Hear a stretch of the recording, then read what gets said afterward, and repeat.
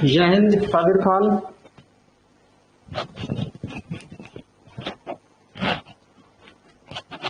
जय Hind and good morning.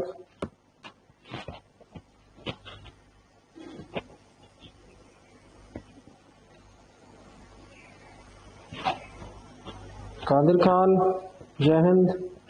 और कौन आया है भाई? गुड मॉर्निंग बोलो मुझे। और कौन आया है? जो आया है वो गुड मॉर्निंग बोले।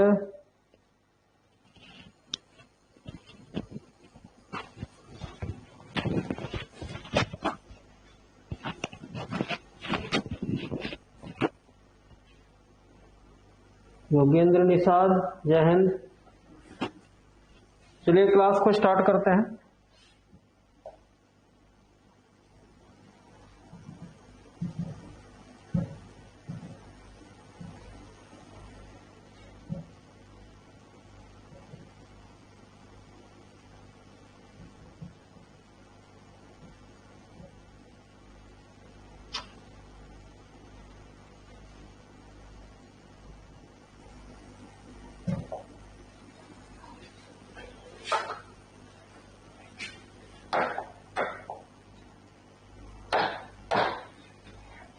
आज मुझे पढ़ाना है स्क्यू सिमेट्रिक।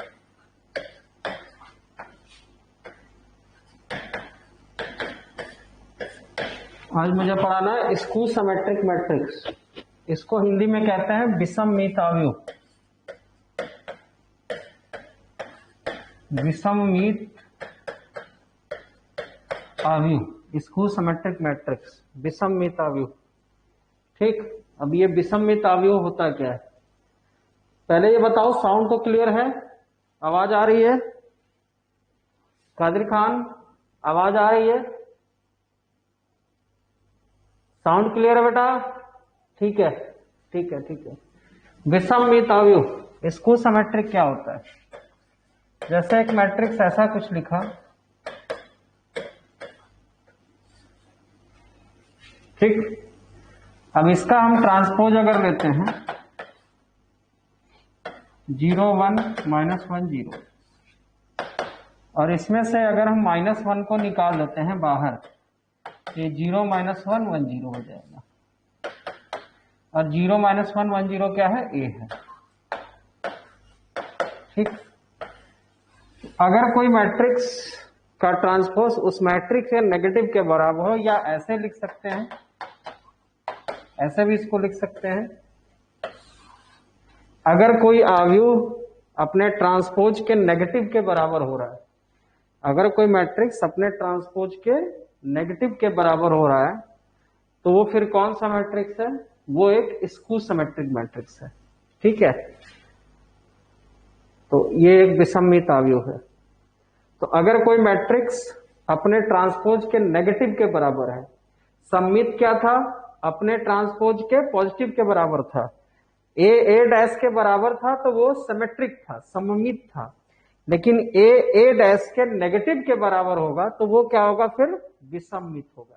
विषममित की पहचान आपको समझा देते हैं। इसकी पहचान कुछ ऐसी होगी कि यहां ये जो पोर्शन आपको दिख रहा है, लीडिंग डायगोनल पे हमेशा 0 होगा, चाहे वो 2 गुणा 2 ऑर्डर का हो या फिर 3 गुणा 3 ऑर्डर का हो। आपका ये पोर्शन हमेशा 0 रहेगा, इसको हमेशा याद रखेंगे। ठीक है, तो ये एक स्क्यू सिमेट्रिक है, नोट करेंगे इसको।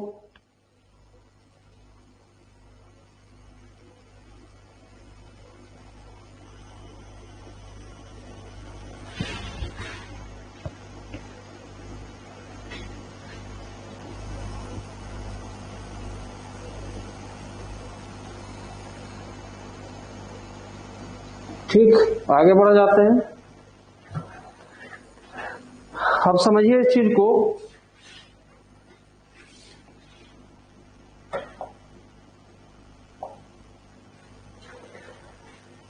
अगली चीज आप समझिए, ये हमारा जो आज का लेक्चर है इसका आई थिंक चौथा या पांचवा लेक्चर है, लेक्चर नंबर 5 हो गई है मेरे ख्याल से। ठीक है, लेक्चर नंबर 5। आगे बढ़ते हैं। तो कुछ प्रॉपर्टीज को समझते हैं। प्रॉपर्टीज ऑफ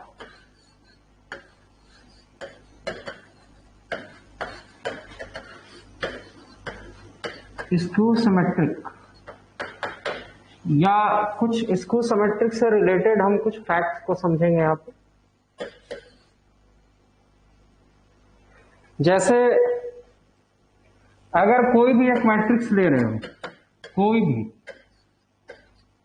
कुछ भी एक नॉर्मल सा कोई भी मैट्रिक्स आपने ले लिया, और अब आप क्या कर रहे हैं, नॉर्मल सा आपने कोई भी मैट्रिक्स ले लिया। एक मिनट, आज इतनी संख्या कम क्यों है, किसी और बैच में तो नहीं आ गया ये।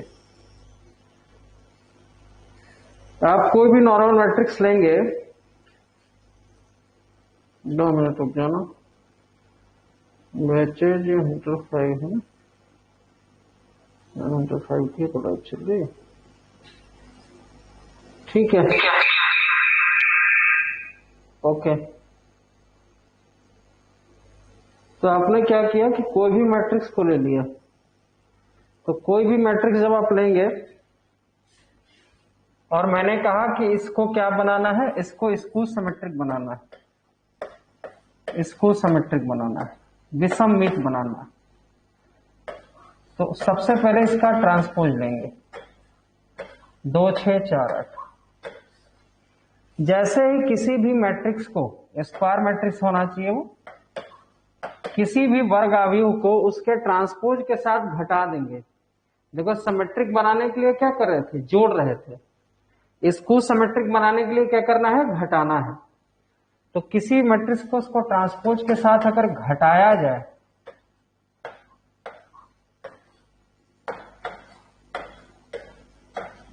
घटा दिया जाए, तब देखो कौन सा मैट्रिक्स बनेगा।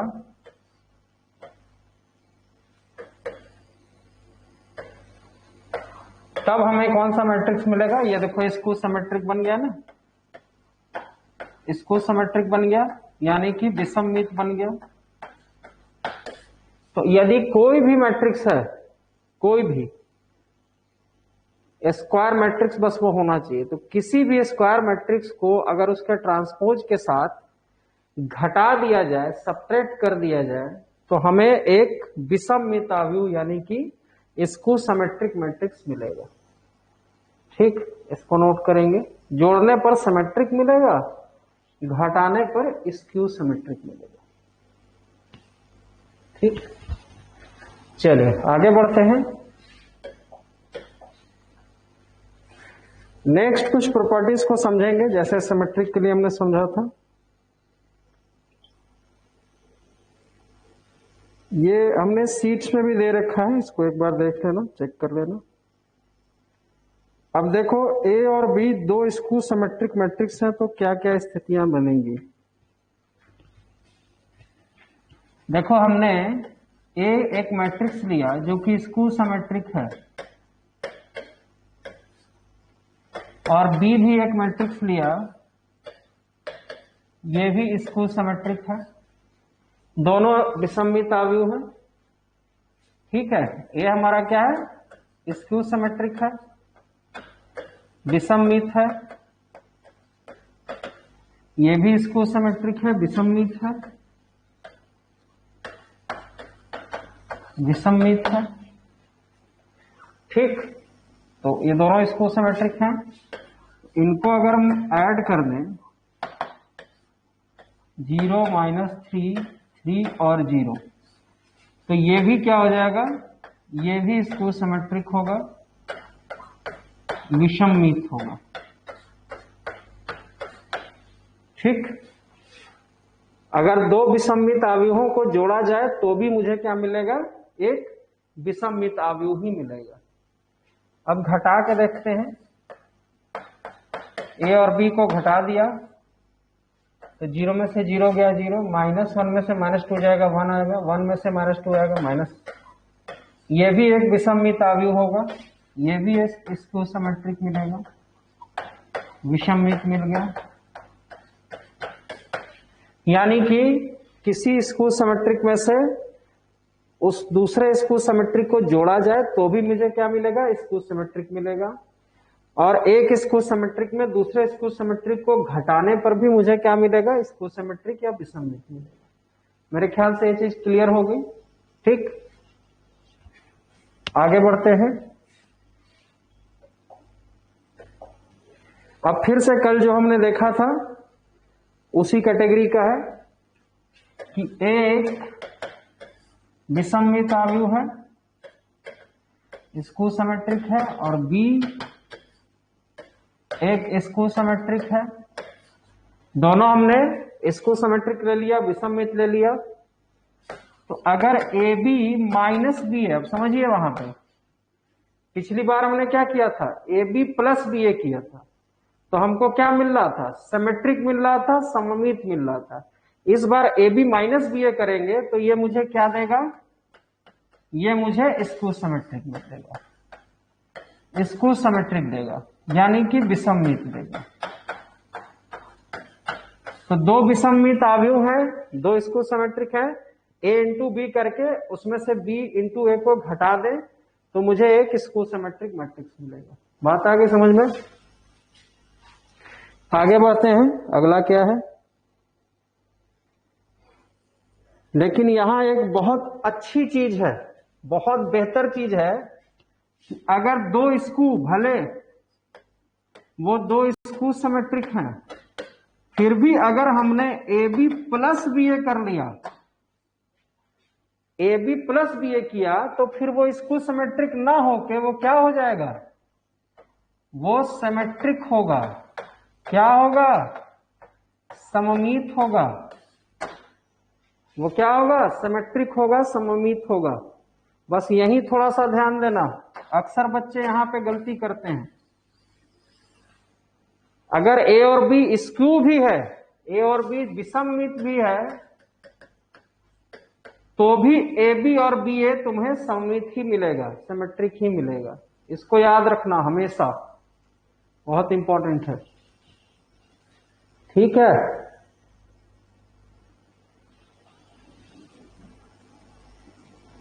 मेरे ख्याल से हो गया। आगे बढ़ते हैं।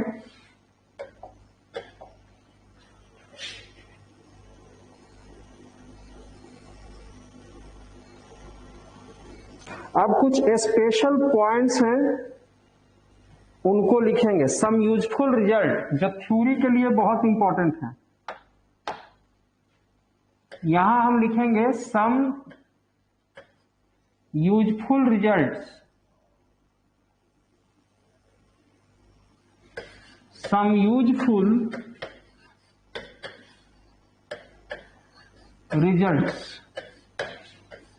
कुछ महत्वपूर्ण परिणाम देखेंगे, महत्वपूर्ण रिजल्ट्स को देखेंगे। ये सारे रिजल्ट थ्योरी के लिए बहुत इंपॉर्टेंट है, क्योंकि थ्योरी से बहुत ज्यादा क्वेश्चन आते हैं इसमें आपके, तो थ्योरी को हम इग्नोर नहीं कर सकते। सीधे डायरेक्ट कोई क्वेश्चन हल नहीं करवाएगा, सीधे थ्योरी पूछ देगा कि ये अगर होगा तो फिर ये क्या होगा। ऐसे क्वेश्चन करेगा तो 4 ऑप्शन में से आपको चूज करना होगा। तो एक एक पॉइंट को हम लिखते चलेंगे। लगभग सारे पॉइंट मैंने ले लिए हैं। पहला इंपॉर्टेंट पॉइंट है, determinant of identity matrix is always 1। अगर कोई आइडेंटिटी मैट्रिक्स आपके पास है, ठीक है, कोई यूनिट मैट्रिक्स है, इकाई आव्यूह, कोई इकाई आव्यूह आपका है, चाहे वो 2 ऑर्डर का हो या 3 ऑर्डर का हो, तो इसका अगर हम डिटर्मिनेंट निकालेंगे, यानी कि ऐसे हल करेंगे, मॉड लेंगे, तो ये हमेशा क्या आएगा, 1 आएगा, ऑलवेज 1 आएगा, दूसरा कुछ नहीं आ सकता। तो अगर कोई इकाई आव्यूह है तो उसका डिटर्मिनेंट हमेशा क्या आएगा, 1 आएगा। ठीक है, दूसरा पॉइंट देख लो। दूसरा पॉइंट कह रहा है कि determinant of diagonal matrix is product of diagonal elements. तो कोई डायगोनल मैट्रिक्स अगर हम लेते हैं, जैसे 2 0 0 ले लिया, 0 4 0 ले लिया और 0 0 8 ले लिया, ठीक है, ऐसा कुछ ले लिया, तो इसका अगर हम डिटर्मिनेंट निकालेंगे, यानी कि ऐसा हम करें, इसके साथ इसकी वैल्यू को निकालें, विकर्ण आव्यूह या डायगोनल मैट्रिक्स की वैल्यू को अगर निकालेंगे, तो आपको पूरा हल नहीं करना है, आपको सिर्फ इतना करना है कि इनको गुणा कर देना है। इसके हल में पूरा हल खोल के नहीं करना है, इसको गुणा, 4 दूनी 8 28 64 आंसर हो जाएगा। ऐसा डिटर्मिनेंट का आंसर कितना हो जाएगा, 64। तो यही नियम है, ये कहता है कि अगर डायगोनल मैट्रिक्स है, विकर्ण आव्यूह है, तो आप डायगोनल एलिमेंट्स को गुणा कर दीजिए, आपको आपका वो मैट्रिक्स मिल जाएगा। पूरा ओपन करने की कोई आवश्यकता नहीं है। बात आगे समझ में?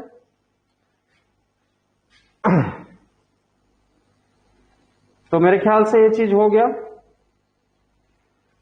ये 64 आ गया। तीसरे पॉइंट पे आते, थर्ड वाले पॉइंट पे। थर्ड वाला पॉइंट कहता है, ये बहुत इंपॉर्टेंट है, determinant of skew symmetric matrix of odd order is always 0। ठीक है, तो सबसे पहले तो अच्छा इसका स्टेटमेंट लिख देते हैं। किसी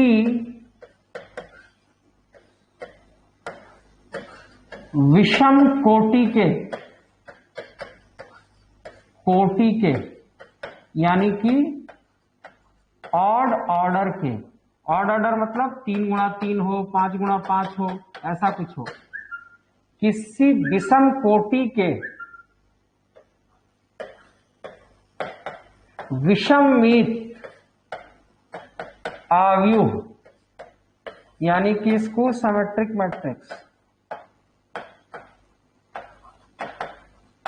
मैट्रिक्स का हल यानी कि डिटर्मिनेंट यानी कि आप ऐसे लोगे, सारणी का हल सदैव ऑलवेज 0 होता है, ऑलवेज 0 होगा। बात आ गई समझ में? हमेशा वो क्या आएगा, ऑलवेज 0 आएगा, आपको हल करने की कोई आवश्यकता नहीं है। अगर आपके पास कोई स्क्यू सिमेट्रिक मैट्रिक्स है और किस ऑर्डर का है, वो 3 गुणा 3 ऑर्डर का है, 5 गुणा 5 ऑर्डर का है, तो उसका आंसर जो आएगा, डिटर्मिनेंट जो आएगा, वो हमेशा क्या आएगा, 0 आएगा, ऑलवेज 0 आएगा। ठीक है, इसको नोट करेंगे, यह है भी हमारे पास। आगे बढ़ते हैं, चौथे पे आते हैं। अगला हमारा पॉइंट है, determinant of skew symmetric matrix of even order is a perfect square. किसी समकोटि के, समकोटि मतलब इवन ऑर्डर, किसी समकोटि के विषमित आव्यूह यानी कि स्क्यू सिमेट्रिक, विषमित आव्यूह का हल यानी कि डिटर्मिनेंट सदैव एक पूर्ण वर्ग होता है, सदैव एक पूर्ण वर्ग होता है, यानी कि परफेक्ट स्क्वायर हमेशा मिलेगा आपको। 64 मिलेगा, 25 मिलेगा। 3 नंबर का एग्जाम्पल दे दो। 3 नंबर का, 3 नंबर का बेटा बनाना पड़ेगा, 3 ऑर्डर का बनाना पड़ेगा। ठीक है, अभी दे देता हूं मैं। तो हल डिटर्मिनेंट सदैव एक क्या होगा, एक पूर्ण वर्ग होगा। Always it will be a perfect square. कैसे होगा देख लो। जैसे 2 ऑर्डर का हमने लिया, 2 ऑर्डर हमको बनाना नहीं पड़ेगा, हमको ऑलरेडी आसान होता है। जैसे ये ले लिया, इसका जब हम हल करेंगे तो यह हमेशा एक परफेक्ट स्क्वायर आएगा। अब देख लीजिए, इसको किया, इसको खोल दिया 0 पे, तो आपका क्या होगा, इसमें इसमें गुणा होगा। 0 + 4, देखो 4 आएगा। हमेशा हमेशा एक परफेक्ट स्क्वायर ही आएगा, क्योंकि हमेशा ये 0 होगा, ये जितना भी एलिमेंट रहेगा उसका स्क्वायर ही हो जाएगा हर बार। तो हर बार ये परफेक्ट स्क्वायर आएगा। इवन ऑर्डर में 2 × 2, 4 × 4 में हमेशा वो परफेक्ट स्क्वायर ही हल मिलेगा, उसमें कोई संदेह नहीं। अब चलिए, कादिर खान ने बोला है कि 3 ऑर्डर वाला एक बता दीजिए। तो 3 ऑर्डर वाला बेटा बनाना पड़ेगा, है ना। हमको ऐसा 2 ऑर्डर तो हम लिखना बहुत आसान होता है, 0 0 ले लिया, अगल बगल एक माइनस एक प्लस लगा दिया। 3 ऑर्डर आपको क्रिएट करना पड़ेगा, बनाना पड़ेगा। उसके लिए क्या करना है, कोई भी मैट्रिक्स एक छोटा मोटा ले लो, कुछ भी ले लो, ऐसा कुछ करके, ठीक है। कोई भी छोटा सा एक मैट्रिक्स ले लो और इसका ट्रांसपोज ले लो,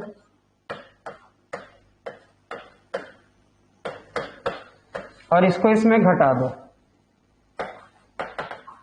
इसको इसमें घटा दो, तुमको एक स्क्वायर सिमेट्रिक मिल जाएगा। तो घटाते हैं, देखो 1 में से 1 घटा, 0 हो गया। 1 में से 1 घटा, और 2 में से 0 घटा, ये 2 हो गया, और 1 में से 1 घटा, 0 हो गया।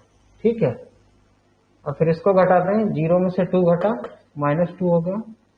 2 में से 2 घटा, 0 हो गया। 1 में से 1 घटा, 0 हो गया। ठीक, यहाँ 1 में से 1 घटा, 0 हो गया। 1 में से 1 घटा, 0 हो गया। 0 में से 2 में से 2 घटा, 0। ये थोड़ा सा अलग मैं कर देता हूँ, क्योंकि सब कुछ 0 हो गया यहाँ पे। थोड़ा सा मैं इसको अलग कर देता हूँ, इसको थोड़ा अलग कर देते हैं, इसको कुछ और, इसको मान लो 4 ले लिया मैंने। ठीक है, तो अब पलटेंगे तो क्या हो जाएगा, 1 0 1 2 2 1 1 1 4, यहाँ पे 4 हो जाएगा। यहाँ पे 4 कर देते हैं, यहाँ 4 कर लिया। ठीक है, 1 मिनट, बार बार ये वही आ जाएगा। हाँ, यहाँ तो 0 आना ही है, तो इधर हम कुछ और बदल देते हैं। 1 मिनट, कुछ अलग सा मैं ले लेता हूँ, क्योंकि अगर देखो ऐसे भी, हाँ ठीक है, मेरा जो शर्त था वो पूरा हो रहा है। ठीक है, आप कुछ भी ले लो। तो ये आपका क्या बना, ये एक स्क्वायर सिमेट्रिक बना। आपने कोई भी रैंडमली मैट्रिक्स उठा लिया, उसका ट्रांसपोज ले लिया, उसके ट्रांसपोज को उसमें घटाया, तो आपको एक क्या मिला, स्क्वायर सिमेट्रिक मिला। और किस ऑर्डर का मिला बेटा, 3 × 3 ऑर्डर का मिला। अब यहां से भी आप देख रहे हो ये 100% स्क्वायर सिमेट्रिक है, क्योंकि डायगोनल सारे क्या हो गए, 0 हो गए। अब देखिए, अब हमने क्या बोला था,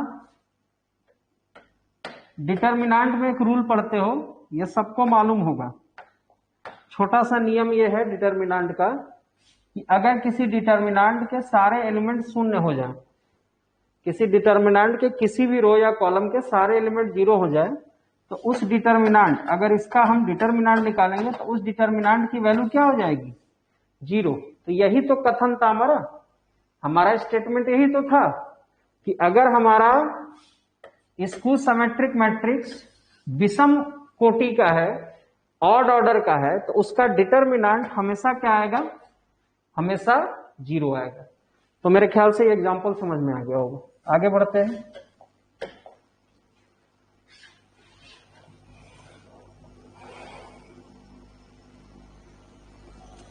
आगे बढ़ते हैं। द डिटर्मिनेंट ऑफ, हाँ डिटर्मिनेंट ऑफ ट्रायंगुलर, ये उतना इंपॉर्टेंट नहीं है कि इनवर्स, बाकी चीजें मैं बता चुका हूं। अब आते हैं स्पेशल टाइप्स ऑफ मैट्रिसेस को समझेंगे, स्पेशल काइंड ऑफ मैट्रिसेस को। ठीक है, इसकी हिंदी थोड़ी सी तुम लोगों को देखनी पड़ेगी, क्योंकि सबकी हिंदी जो है थोड़ी थोड़ी टिपिकल है, जल्दी बुक्स में मिलती नहीं है हिंदी। समझाने को मैं समझा दे रहा हूं, हिंदी एक बार इसको चेक कर लेना तुम लोग। फिलहाल हेडिंग हमारी होगी ए स्पेशल काइंड ऑफ मैट्रिसेस। कुछ विशेष प्रकार के हम यहां पे आव्यूहों के बारे में पढ़ने वाले हैं। विशेष प्रकार में तो वो दोनों भी आ जाएंगे, सिमेट्रिक स्क्यू सिमेट्रिक भी आ जाएंगे। अब उसी सिलसिले को आगे बढ़ा देते हैं कि और क्या क्या है। और यहां पे आएगा आपका ऑर्थोगोनल मैट्रिक्स। नेक्स्ट आपका आएगा ऑर्थोगोनल। इसकी हिंदी याद है तो मैं लिख दे रहा हूं, कुछ की हिंदी नहीं याद है तो वो थोड़ा सा देख लेना। ऑर्थोगोनल, ऑर्थोगोनल मैट्रिक्स इंपॉर्टेंट है, डायरेक्ट थ्योरी पूछ दिया जाएगा। इसको कहते हैं लांबिक, लांबिक आव्यूह। ऑर्थोगोनल मैट्रिक्स को इसको लांबिक आव्यूह कहते हैं। ठीक है, इसकी हिंदी मालूम थी मुझे। ऑर्थोगोनल मैट्रिक्स क्या होता है? अगर किसी मैट्रिक्स में उसके ट्रांसपोज को अगर इनटू कर दिया जाए, किसी मैट्रिक्स में उसके ट्रांसपोज को अगर इनटू कर दिया जाए और एक आइडेंटिटी मैट्रिक्स मिले, क्या मिले? आइडेंटिटी मैट्रिक्स मिले, तो फिर उस मैट्रिक्स को क्या कहेंगे? ऑर्थोगोनल मैट्रिक्स कहेंगे या लांबिक आव्यूह कहेंगे। और जैसा कि हमको अच्छे से मालूम है कि ए में ए के इनवर्स को इनटू करने पर हमेशा हमको क्या मिलता है? आई मिलता है। तो जाहिर सी बात है कि ऐसा आव्यूह जिसके लिए उसका ट्रांसपोज जो है इनवर्स के बराबर हो जाए, ट्रांसपोज जो है वो किसके बराबर हो जाए? इनवर्स के बराबर हो जाए, तो फिर वो क्या हो जाएगा? वो एक लांबिक आव्यूह होगा, ऑर्थोगोनल मैट्रिक्स होगा। या ट्रांसपोज किसके ठीक बराबर हो जाए? ए इनवर्स के। क्लियर है? तो वो लांबिक आव्यूह हो जाएगा। तो लांबिक आव्यूह होने की दो शर्तें हैं। एक तो आपका जो ट्रांसपोज निकले उस मैट्रिक्स का वही क्या बन जाए? इनवर्स बन जाए, या ए को ट्रांसपोज के साथ गुणा करने पर हमको आई मिल जाए। इसका एक एग्जाम्पल लेते हैं, एग्जाम्पल ले लेते हैं, उदाहरण ले लेते हैं। एग्जाम्पल बहुत आसान सा है हमारे पास। ए एक मैट्रिक्स ऐसा है, cos theta minus sine theta और साइन थीटा और कॉस थीटा, साइन थीटा और कॉस थीटा। ये डायरेक्ट पूछा जाता है, जैसे एग्जाम में ऐसे दे देगा और कहेगा ये कौन सा आव्यूह है? ऑर्थोगोनल है, नीलपोटेंट है, आइडेम्पोटेंट है, कौन सा है? तो आपको वही चेक करना होगा। स्पेशल में जितने हैं 3-4 वो सब बता दे रहे हैं, उन्हीं में से आपको चेक करके टिक करना होता है। तो इसका ट्रांसपोज आप निकालिए, तो कॉस थीटा साइन थीटा और माइनस साइन थीटा और कॉस थीटा। ठीक, इसका ट्रांसपोज कर लिया। ठीक, cos theta sine theta minus, ठीक है। और इसको इसी के ट्रांसपोज के साथ इनटू कर दिया, तो कॉस थीटा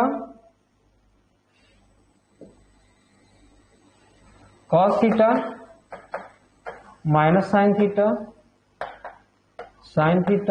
कॉस थीटा।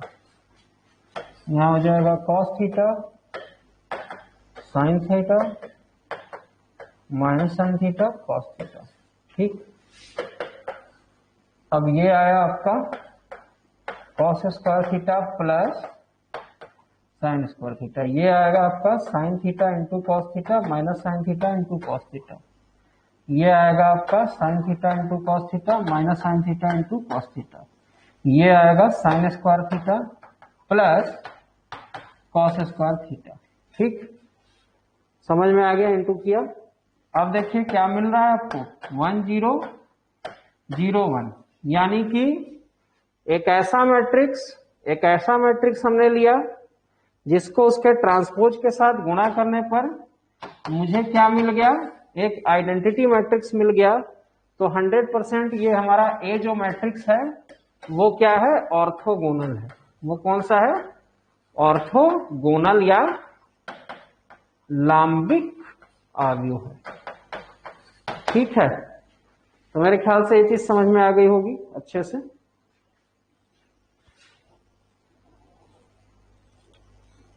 अगला देखते हैं आइडेम्पोटेंट मैट्रिक्स। इसकी हिंदी नहीं मालूम है, इसको एक बार चेक कर लेना, देख लेना हिंदी इसकी क्या है। Idempotent matrix,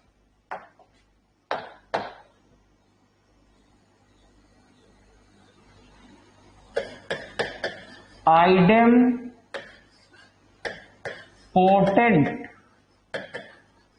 matrix, idempotent matrix ये है क्या। ठीक है, तो आइडेम्पोटेंट मैट्रिक्स हिंदी देख लेना है क्या, मैं बता दे रहा हूं। आइडेम्पोटेंट मैट्रिक्स क्या होता है, अगर ए कोई ऐसा मैट्रिक्स लिया, अच्छा ये सारे के सारे जो भी स्पेशल मैट्रिक्स होंगे, जितने भी स्पेशल मैट्रिक्स होंगे सब आपके स्क्वायर होंगे। अभी मैं डील किसको कर रहा हूं, सारे के सारे वर्गावी हैं, सारे क्या है, स्क्वायर ही होंगे, स्क्वायर मैट्रिक्स। मतलब सारे मैट्रिक्स में n गुणा n बराबर रहेगा। बात आ गई समझ में, चाहे वो ऑर्थोगोनल हो, चाहे इंडिपेंडेंट हो, या आगे वाले जितने मैट्रिक्स आने वाले। ठीक है, तो आइडेम्पोटेंट मैट्रिक्स क्या होता है, तो अगर किसी ऐसा वर्ग आव्यूह ले A जिसको उसी से गुणा कर दें, अगर किसी आव्यूह को उसी से गुणा कर दिया ए स्क्वायर, और फिर से हमको वही आव्यूह मिल गया, तब उसको आइडेम्पोटेंट मैट्रिक्स कहते हैं। उसी से गुणा करके वही आपको मैट्रिक्स मिल जाए। कैसे, जैसे एक एग्जांपल लेते हैं। एग्जांपल है हाफ हाफ हाफ और हाफ, ये एक मैट्रिक्स है।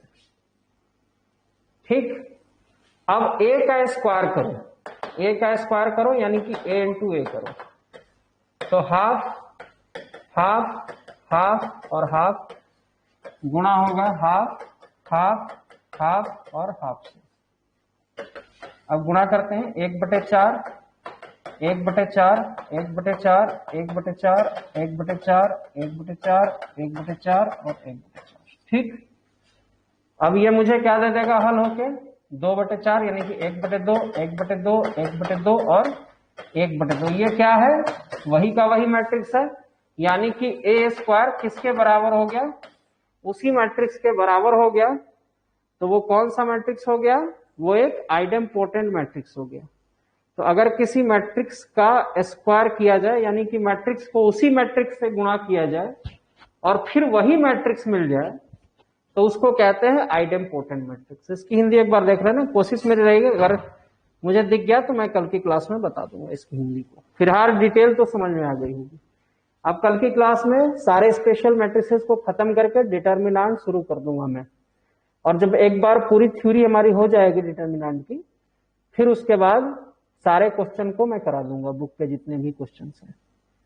ठीक है, तो इस वीक आपका ये खत्म भी हो जाएगा, फ्राइडे तक में आपका ये पोर्शन एंड हो जाएगा। उसके बाद कोई नई चीज हम शुरू करेंगे। जय हिंद, और इसके बाद फिजिक्स की क्लास होगी।